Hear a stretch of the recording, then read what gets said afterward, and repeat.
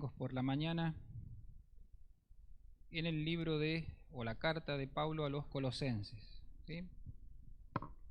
Los invito a que busquen Colosenses capítulo 1.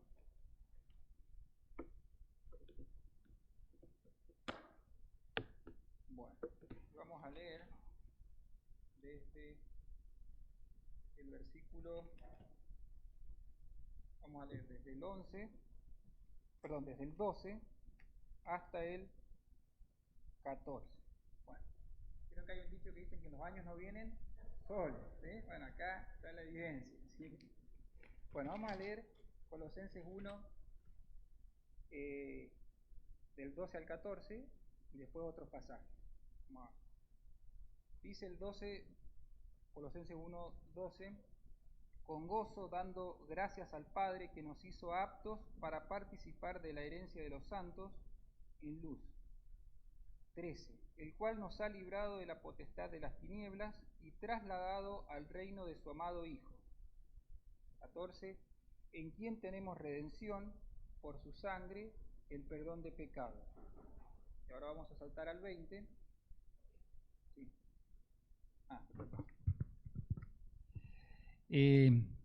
Releo, hermanos, disculpen. Vamos a releer el 12, ¿sí? Arranco de vuelta. Colosenses 1, 12. Con gozo dando gracias al Padre que nos hizo aptos para participar de la herencia de los santos en luz, el cual nos ha librado de la potestad de las tinieblas y trasladado al reino de su amado Hijo, en quien tenemos redención por su sangre, el perdón de pecados. Versículo 20. Y por medio de Cristo, o por medio del Padre, mejor dicho, reconciliar consigo todas las cosas, así las que están en la tierra como las que están en los cielos, haciendo la paz mediante la sangre de la cruz. Y a vosotros también, que erais en otro tiempo extraños y enemigos en vuestra mente, haciendo malas obras, ahora os ha reconciliado en su cuerpo de carne y por medio de la muerte, para presentaros santos y sin manchas e irreprensibles delante de Él. Bien. Bueno, en esta mañana quiero compartir sobre los beneficios que la obra de la cruz trae a nuestras vidas, ¿sí? O Cristo crucificado trae a nuestras vidas. Y normalmente nosotros hablamos de esto como el Evangelio, ¿sí? Ahora, el Evangelio, que son los beneficios de Dios para nuestra vida, justamente es eso, es lo que Dios quiere, no lo que yo quiero. Es lo que Dios quiere, no lo que yo quiero. Y siempre lo que Dios quiere es mucho mejor. Y como decía recién aquí Helmut, el Evangelio no es lo que yo creo que necesito para mi vida, porque cada uno acá tiene muchas necesidades diferentes y no es lo que yo creo que necesito para mi vida, sino que el Evangelio es lo que Dios dice que yo realmente necesito.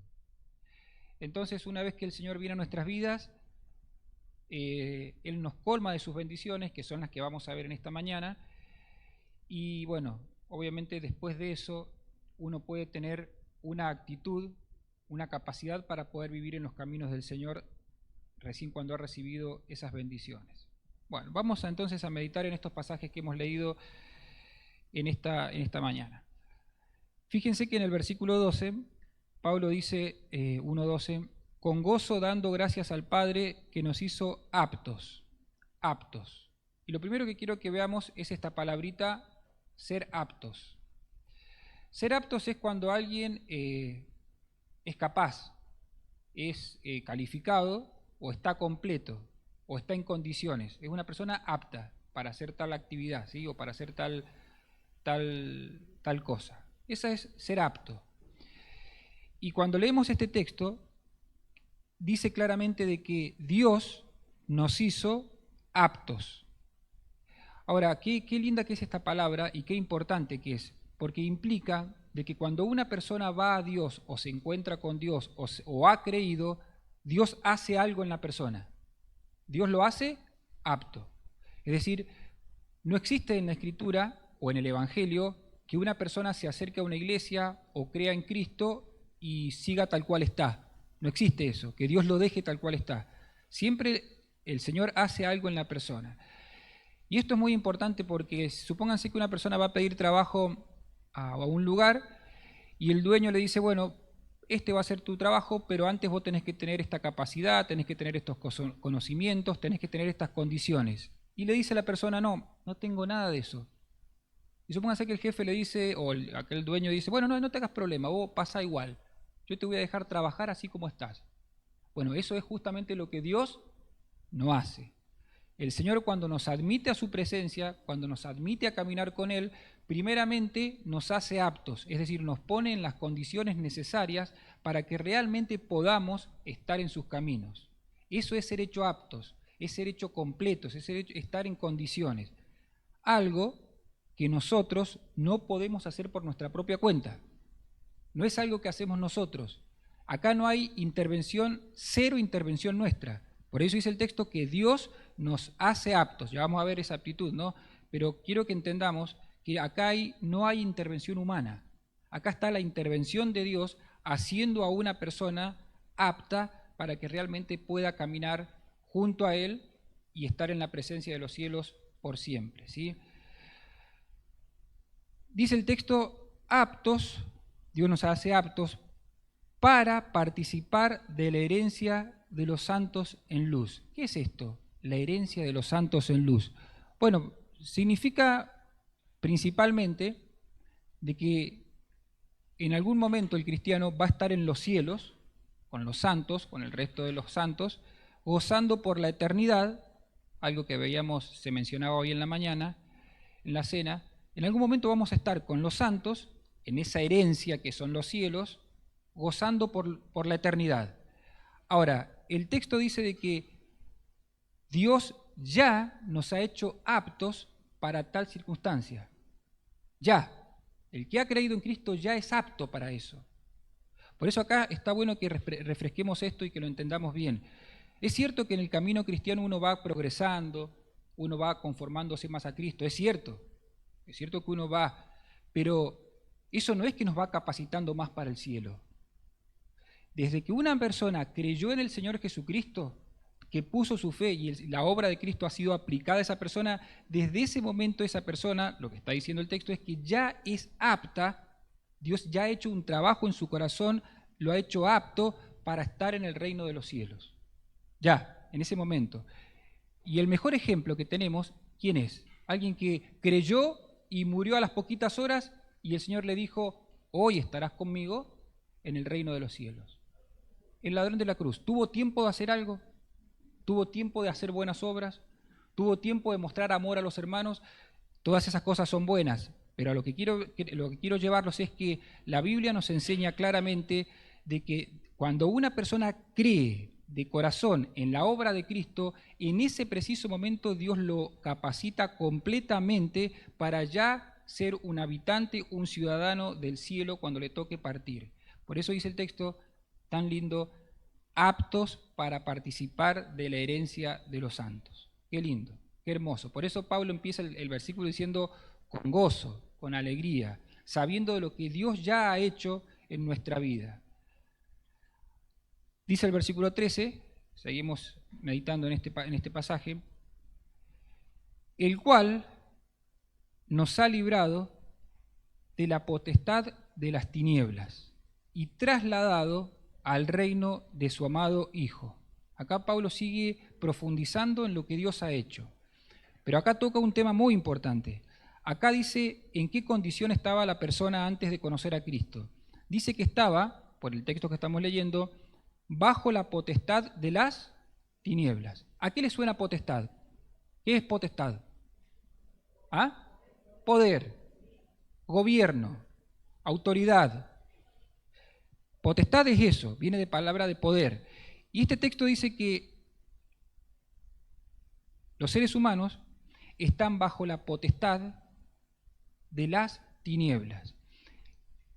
Así dice el texto, ya vamos a ver otros pasajes para aclarar más.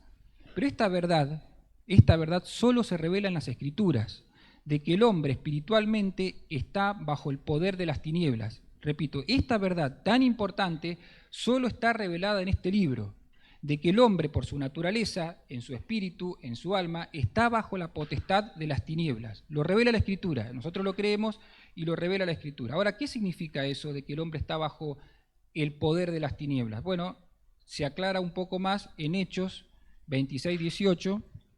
Hechos 26:18 dice, ahí está, bien. Hechos 26:18. Para que abras sus ojos, para que se conviertan de las tinieblas a la luz y de la potestad de Satanás a Dios, para que las personas se puedan convertir de la potestad, del poder de Satanás a Dios. Entonces, cuando hablamos de la potestad de las tinieblas, tenemos que hablar de un enemigo que existe, que es real, que es una persona espiritual, que es el enemigo de nuestras almas, el enemigo de Dios primeramente, que es Satanás, el enemigo espiritual, el que gobierna en las tinieblas. Y este texto está diciendo, de hecho, que cuando una persona se convierte, sale de esa potestad en la cual estaba. Por eso es importante entender de que las tinieblas, gobernadas por Satanás, si hay una característica que tienen, es que tienen mucho poder. Cristo lo venció, es cierto, pero el poder que él ejerce sobre la gente que tiene cautiva es muy fuerte. Tal es así que nadie puede escapar de ahí por su propia voluntad. El diablo es tan astuto y tan poderoso para mantener a una persona entretenida toda la vida. Lo puede mantener entretenida por años hasta que se vaya a la tumba. Es tan poderoso su intervención en las almas de las personas que hace de que el hombre quiera ir en contra de Dios.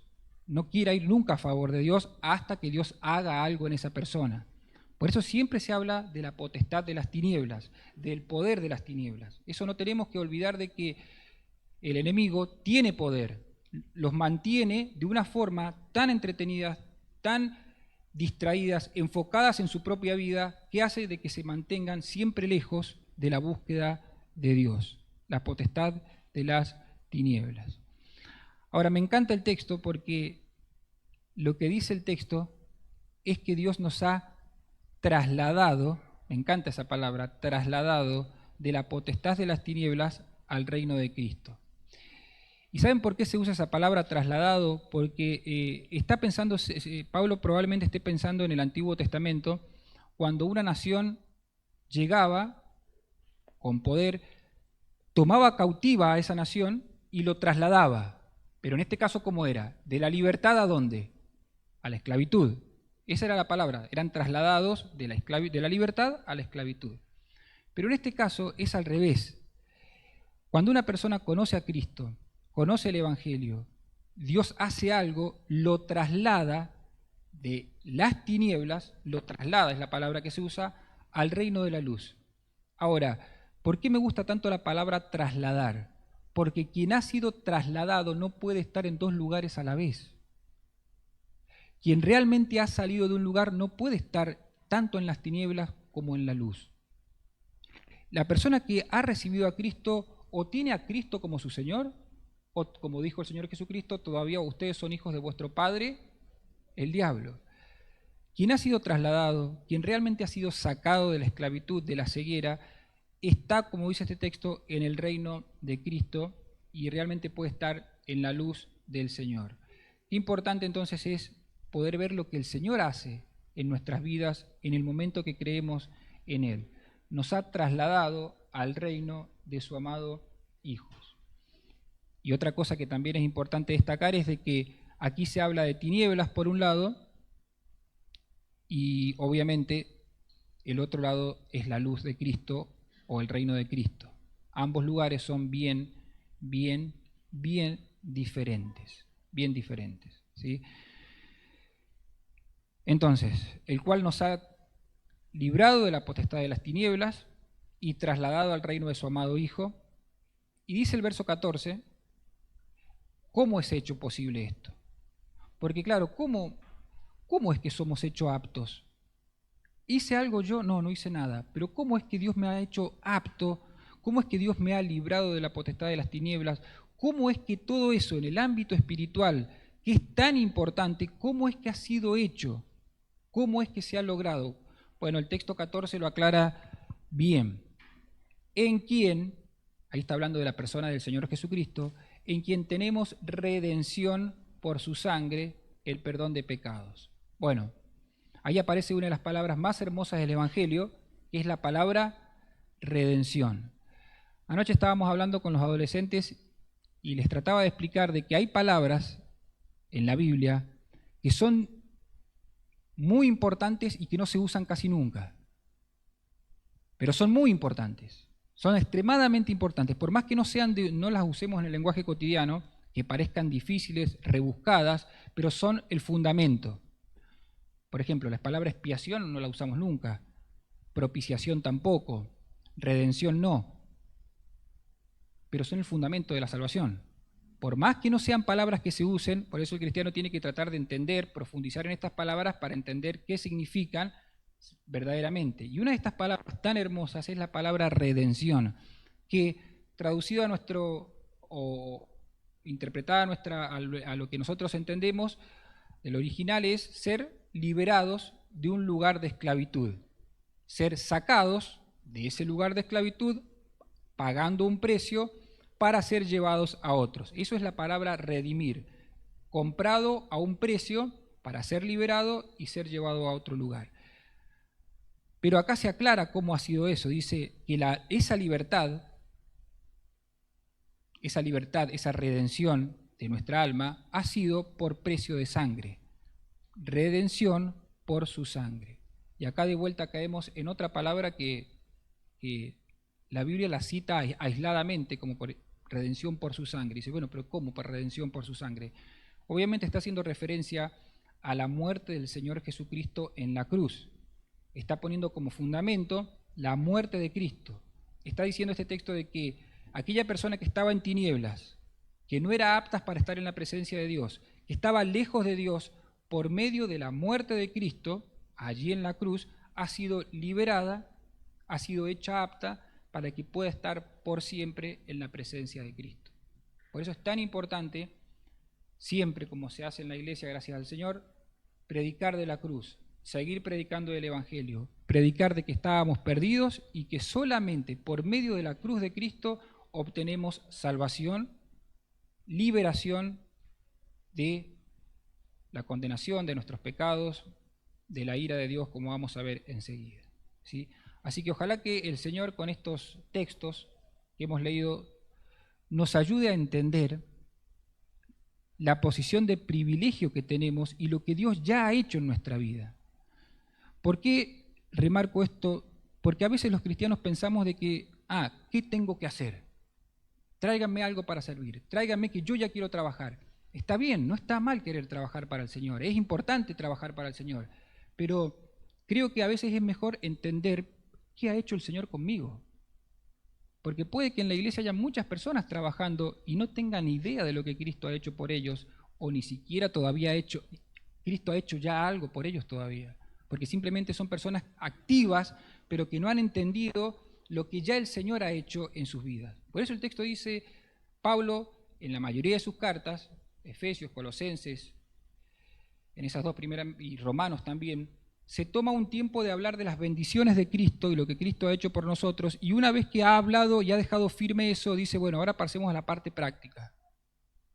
Ahora veamos qué hay que hacer. Colosenses capítulo 3, capítulo 4. Pero Colosenses capítulo 1 y capítulo 2, el fundamento, lo que Dios ya ha hecho por nosotros, en qué posición estamos, ¿sí? Bien. Y obviamente nos hace estar agradecidos con el Señor, muy agradecidos por lo que Él ha hecho en nuestra vida, quitándonos esa venda de oscuridad, dándonos esa libertad tan preciosa que tenemos por medio de la redención de Cristo. Bueno, ahora vamos a examinar el otro pasaje, Colosenses 1:20, porque también acá hay otro aspecto de la obra que es fundamental entender, ¿sí? Releo la Escritura, dice 1:20, y por medio de Cristo reconciliar consigo todas las cosas, así las que están en la tierra como las que están en los cielos, haciendo la paz mediante la sangre de la cruz. Y a vosotros, que erais en otro tiempo extraños y enemigos en vuestra mente, haciendo malas obras, ahora os ha reconciliado. Bueno, acá vamos a hablar unos minutos, hermanos, sobre la reconciliación. ¿Qué es ser reconciliados? Bueno, la reconciliación se da cuando dos personas están peleadas, y si están peleadas están enemistadas, y si están enemistadas están separadas. Pueden estar en una misma casa, pero pueden estar separadas, ¿sí? Enojadas unas con otras. Y la enemistad justamente es eso, pero cuando es quitada esa enemistad, es quitado ese motivo de discordia, hay una reconciliación, las dos personas vuelvan a estar en paz, juntas, en comunión, y pueden continuar así para adelante. Bueno, estos textos que hemos leído están diciendo de que Dios se ha reconciliado con nosotros, que ha habido paz entre nosotros y el Señor, y como dice la parte final del 21, Dios os ha reconciliado. Dice, bueno, pero acá tenemos que entrar en otro aspecto. Si fue necesario una reconciliación con Dios, es porque ¿qué había entre nosotros y Dios? Una enemistad, una separación, algo que allí motivo de conflicto. Y cuando primero analicémoslo de nuestro lado, y el texto lo dice claramente, dice acá, enemigos en vuestra mente. El ser humano busca estar lejos de Dios. Pero no solamente eso, sino que después va contra las leyes de Dios y se vuelve en su mente un enemigo de las leyes de Dios. Por más que diga en su boca, como siempre, que cree en Dios, pero su vida manifiesta lejos de Dios, lejos de amar a Dios, que es un enemigo de Dios. El texto dice, acá Pablo les está hablando a personas que en otro tiempo eran extraños, lejanos y enemigos en vuestra mente, acá donde estaba, acá en el corazón y en la mente es donde estaba la enemistad. Eso es una verdad de todo ser humano. Bien, pero esa es una parte de la verdad, porque la otra parte de la verdad es que el que estaba opuesto a nosotros, ¿quién era? El Señor. Y esto es muy importante entenderlo, porque por el carácter de Dios, el carácter de Dios es santo, santo, santo, a causa de nuestra condición de pecadores, lo que el Señor, su carácter de vuelta, por ser santo, santo, santo, opuesto al pecado, su actitud hacia nosotros, ¿cuál es? Hay una palabra de tres letras, ira. Por más que este tema a veces no nos guste hablarnos y nos cueste entender en nuestra mente, pero la ira de Dios es algo que está en las Escrituras y es justamente la parte del Señor en oposición al hombre pecador, al hombre que se ha rebelado contra sus leyes. Vamos a tener que leer los textos para que ustedes vean lo importante que es esto. Vamos a leer Juan 3:36. Juan 3:36. Dice, esta la vemos bien, acá no hace falta. El que cree en el Hijo, en Jesús, tiene vida eterna. Pero el que rehúsa creer en Jesús no verá la vida, sino ¿qué cosa? Que la ira de Dios, ustedes lo están leyendo, hermanos, y aquellas personas que nos acompañan en esta mañana, yo no estoy inventando nada nuevo. El texto de la Biblia dice que la ira de Dios está sobre él. Y en este caso lo que está diciendo este texto es que la ira de Dios está preparada, no está ejecutada todavía. La ira de Dios, por causa de esa rebelión que ese hombre tiene contra Dios, está preparada. La ira de Dios está preparada sobre él. Leamos Lamentaciones 4:11. Vamos a leer una serie de textos.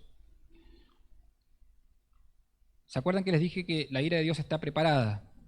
Pero llega un momento, va a llegar un momento en la vida, en la historia de esta humanidad, que se va a cumplir esto. Cumplió Jehová su enojo, derramó el ardor de su ira y se encendió en Sión fuego que consumió hasta los cimientos. Cumplió Jehová su enojo, derramó el ardor de su ira. ¿Sí? Éxodo 15:7.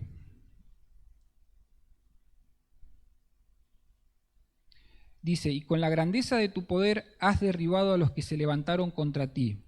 Miren esto, enviaste tu ira, pero miren la metáfora que se usa. Uno dice, bueno, la ira, ¿qué será la ira del Señor? Un simple reto, No, los consumió como hojarasca. Ahí está tratando de mostrarnos que la ira del Señor es como fuego, como fuego. Nadie se atreve a meter la mano en el fuego y diciendo en pleno fuego, qué agradable que es esto. Enviaste tu ira, los consumió como hojarasca. Ahí está hablando de cómo Dios aplicó su ira contra Faraón, que estaban siguiendo a la nación de Israel para matarlos. Romanos 2:5. Miren este texto. Si hay en esta mañana una persona que está en esta situación, es muy peligroso. Pero por tu dureza y por tu corazón no arrepentido, atesoras para ti mismo ira para el día de la ira y de la revelación del justo juicio de Dios. Ojalá que los textos sean para que lleguen al corazón de las personas en esta mañana. Por tu dureza y por tu corazón no arrepentido, atesoras para ti mismo ira para el día de la ira y de la revelación del justo juicio de Dios. Ahora, hermanos, no hay que olvidarnos nunca que nosotros hemos creído en Cristo, es cierto, pero nunca tenemos que olvidarnos de que, como dice Efesios 2:3, esto está escrito a cristianos que ya se han convertido y Pablo les recuerda esto. La parte final, ¿sí? La parte final. Ahí donde dice, y éramos nosotros también, por naturaleza, hijos de ira, lo mismo que los demás. Lo mismo que los demás. Dice Pablo acá que nosotros también estábamos en esta condición bajo la ira de Dios. Ahora, hermanos, ¿por qué es tan importante entender esto? Porque quien no conoce la ira de Dios jamás va a poder apreciar la gracia de Dios en plenitud. No se va a poder apreciar. ¿Cómo vamos a apreciar el don de la salvación si nunca entendí a plenitud, o por lo menos traté de entender lo que implicaba estar perdido bajo la ira de Dios? Cuando uno va entendiendo estos temas y va entendiendo el carácter de Dios, que es santo, santo, santo, y que su ira estaba preparada para ser derramada sobre nosotros, y que Él estaba contra nosotros, uno, después de que se ha convertido, entiende la grandeza de la reconciliación, ¿no? Ahora, volviendo a Colosenses,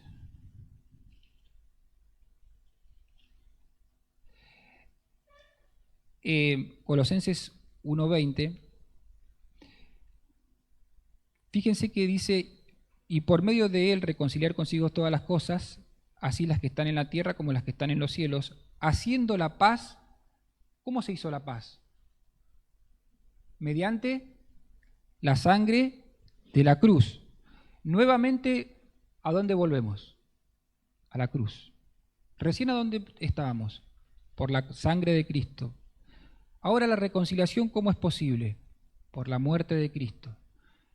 Siempre, siempre, siempre, yo no me canso de repetirlo, es el fundamento de toda bendición la obra de Cristo en la cruz. Acá está diciendo Pablo de que nuestra reconciliación, de volver a estar en paz con Dios, de que la ira haya sido quitada, de que ahora el Señor esté en paz con nosotros, es por la sangre de la cruz, es por medio de la obra de la cruz.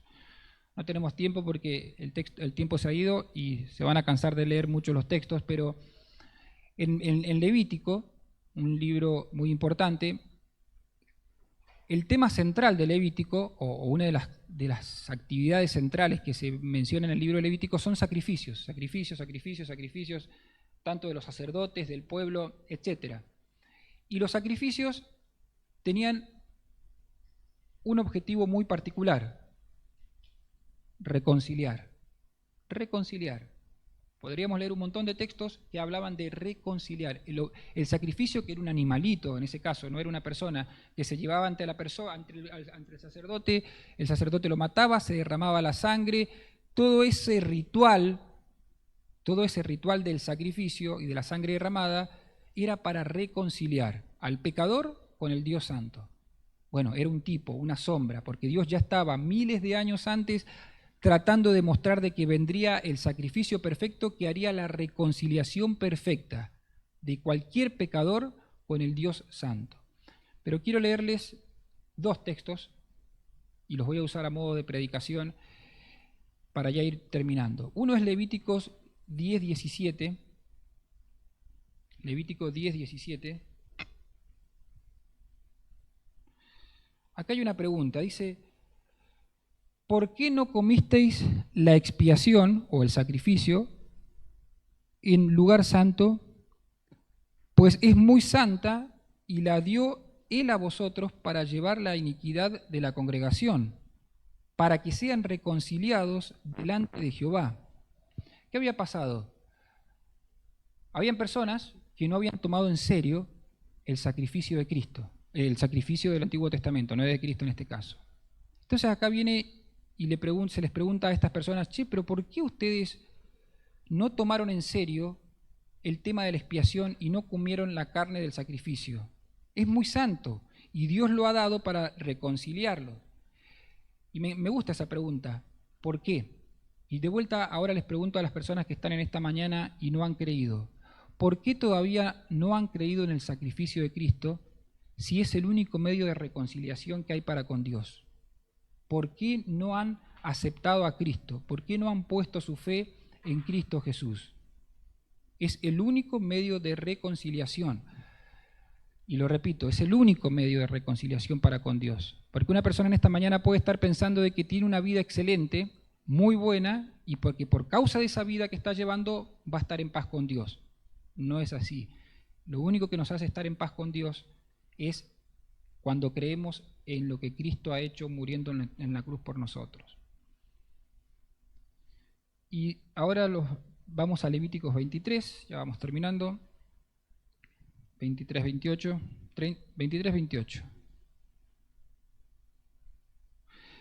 ¿Qué pasaba? En la fiesta de los judíos de Israel había un día muy especial que era el día de la expiación, una fiesta anual, donde justamente había un gran sacrificio, pero había algo que había que hacer en ese día. Todo Israel, noten, ningún trabajo haréis en este día, porque es día de expiación, día de sacrificio, día importantísimo, para reconciliaros delante de Jehová vuestro Dios. ¿Por qué es tan clave este texto? Dios les dice a las personas, miren, este día es muy importante. Este día donde se va a recordar el sacrificio por los pecados para hacer paz es muy importante. No hagan nada. No hagan nada. ¿Para qué? Porque su mente tiene que estar ahí, su corazón tiene que estar en esto, su alma tiene que estar en eso. Pero claro, a veces el hombre piensa que puede manejar todo a la vez. Las cosas de Dios, la familia, el trabajo, todo lo puedo manejar.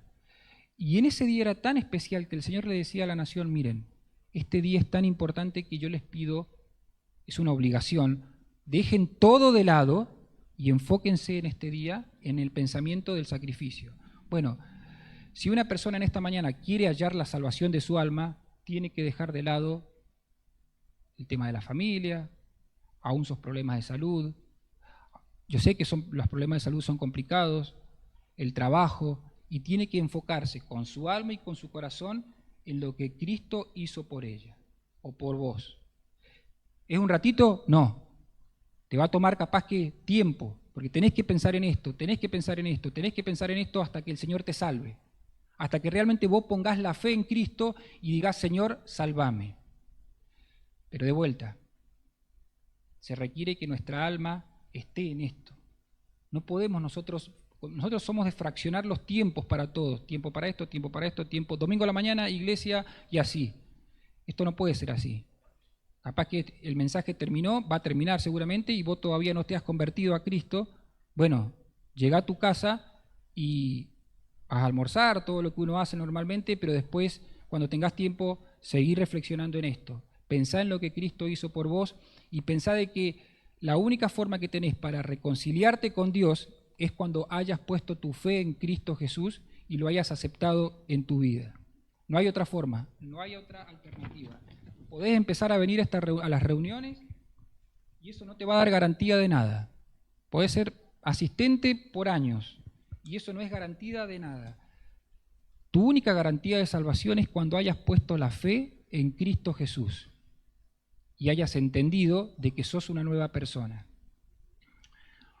Hay un pasaje hermosísimo de Romanos 5.8. ¿Se acuerdan Romanos 5.8?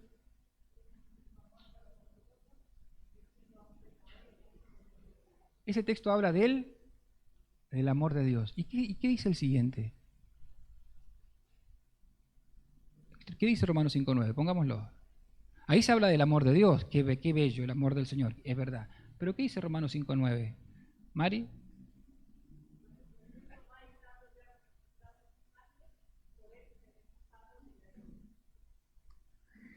En dos versículos tan cercanos se habla del amor de Dios y de la ira de Dios. Por eso el carácter de Dios hay que comprenderlo en su totalidad. Dios es amor, nos amó y se entregó a su Hijo, sí es cierto, pero estaba en la ira de Dios. Por eso dice que ahora ya somos salvos de la ira de Dios por causa de ese amor. Qué importante que es entonces entender estas cosas. Para los hijos del Señor, aquellos que ya conocen a Cristo, lo mismo, hermanos. Tenemos que poner nuestra mente y nuestro corazón en estas cosas. Ayer le decíamos a los chicos también de que busquemos entre la semana, no sé, al menos 3 veces por semana, un tiempo para apartarnos y estar a solas con el Señor. Acá estamos todos juntos y escuchando la palabra, es importante, pero en la semana tenemos que estar a solas con el Señor, meditando en las cosas del Señor y en especial en la obra de la cruz. Y eso se requiere de que no haya distracción, se requiere que estemos a solas con el Señor. Y uno dice, bueno, pero es obligación, es necesario. Y miren, hermanos, miren si será necesario que ¿quién lo hacía? El Señor Jesucristo dice que se levantaba antes de que el sol saliera y no es que llamaba a los discípulos y decían, bueno, vamos a hacer el devocional juntos. No, se iba solo a orar con el Padre y después volvía. Entonces, estas cuestiones de meditar en la Biblia, de meditar en la cruz, las tenemos que practicar los cristianos, a solas con el Señor, a solas con el Señor, ¿sí?